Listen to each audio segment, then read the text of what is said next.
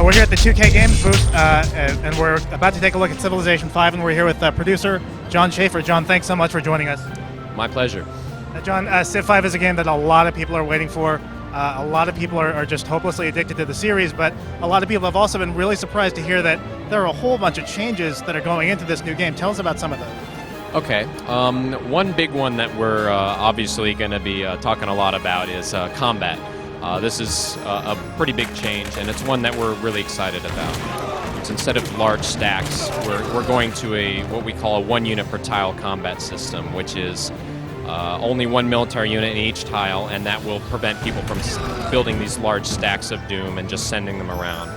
And we think this is really going to add a lot to the combat side of the game, because players will have to think more about how they use their units and if an attack is worthwhile, or just all the different things that go into launching an offensive, fighting on the defense. We're also introducing ranged units to the series again.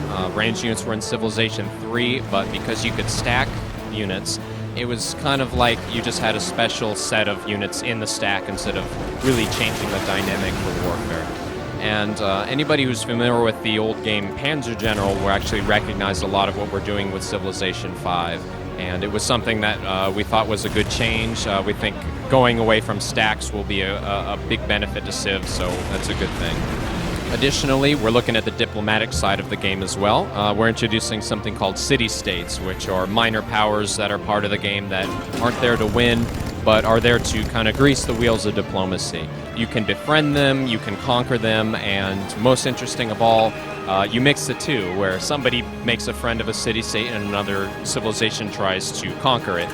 And there's a lot of interesting diplomatic possibilities that take place there, because if you've made an investment in a city-state, you don't want to lose it. You want to keep that investment as much as you can. So a player that might not normally want to go to war might be really strongly encouraged to do that, because they want to protect the city-state that they've built a friendship with. In terms of the game as a whole, obviously we've been talking a lot about the big changes that we've been making. Certainly that's the most exciting part of a new game, but something else that I should state is that the game itself feels very similar to the previous Civilization games. If you enjoyed the previous games, you're going to enjoy Civ 5. The changes sound large, but once people get a chance to actually play the game, I think they'll recognize that it is still very much a Civ game, and that it's not completely throwing everything out the window. We're just changing some of the features around the core of the gameplay. So we think it will appeal to the previous Civ fans for sure. The user interface is an area of the game that we've really tried to focus quite a bit on. With Civilization 5, one of our goals was to keep as much of the depth of the series as possible. So the goal really was to keep it as deep as Civ 4. We didn't set out to cut a lot out and make it, a lot more simplified. So one of the best ways that we've found to make the game more accessible to new players is to focus on the experience of learning it. And the user interface has always kind of been a stumbling block for a lot of players. If you just put everything up there in small icons, it just gets really hard to tell what's going on.